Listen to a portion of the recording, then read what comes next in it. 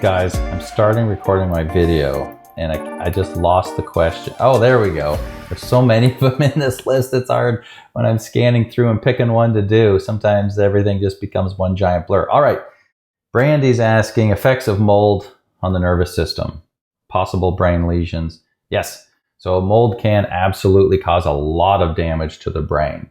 When you're saturated with mold, but specifically mycotoxins that can go to the brain and create problems, it affects the brain and neurological system a lot. It can show abnormal scans.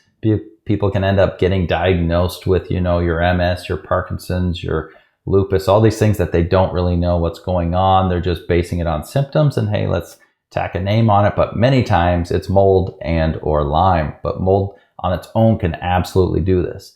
And when I'm looking at people's ERMIs, that's their home mold test, and I see they have Stachychitomium.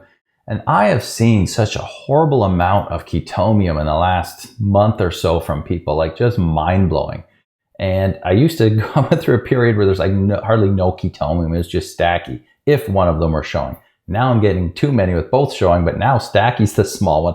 And I'm seeing so much chitomium right now. But I run through the ways that chitomium affects the brain and neurological system when I'm talking to people because it causes such problems, okay? Like chitomium can affect the heart, can affect the lungs, but Stachy and chitomium especially love the brain and neurological system. So if you're having headaches and migraines and brain fog and cognitive issues and memory issues and head pressure and vision problems and hearing problems and tinnitus, and then you're starting to get numbing and tingling throughout the body or electrical zaps, those can all be things coming from Stachy and or chitomium. I treat them as a twin because they're both hydrophilic molds. They're both heavy and sticky. They both wreak havoc in the brain. And that's 100% common for those molds. So when people have one of those molds really high, or better yet, they've done their mycotoxin lab and we see those mycotoxins in their system, and then their PCP sends them to the neurologist, and the neurologist says they're fine or gives them a horrible diagnosis. It's like, hey guys, okay, stop the truck. This could just be mold. And not like it's not a problem, but just like, hey, it's not something big and bad that you have no control over. You have 100% control over it. That's why we do the ERMI test on the home. That's why we do the mycotoxin and organic acid test from the urine to see what's going on.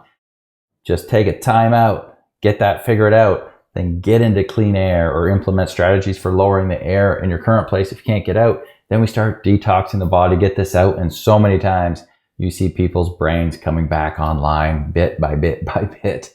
And that's the goal, right? So yes, can absolutely wreak havoc on the brain and neurological system. But the good news is there's ways to test and ways to work on getting that back out. Hope that helps. Do you have questions about mold in your home or body? Book a consultation with Matt, aka the Mold Man, to guide your home and body to the next level of healing.